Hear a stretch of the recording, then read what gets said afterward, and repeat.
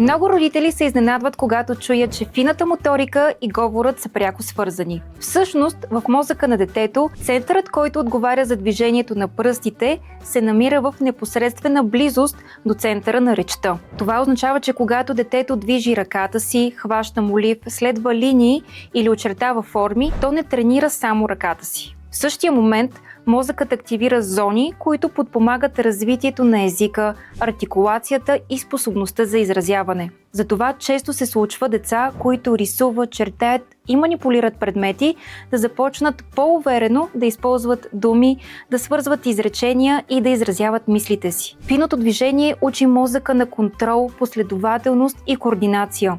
Умения, които са също толкова важни и за говора. Когато тези упражнения са поднесени под формата на игра, а не като задължение, детето участва с желание и без напрежение. Именно за това заниманията с образователните книжки на Jumbo Joy развиват фината моторика чрез цветни и интерактивни задачи. Те помагат не само на ръката да стане по-уверена, но и на думите да намерят своя път.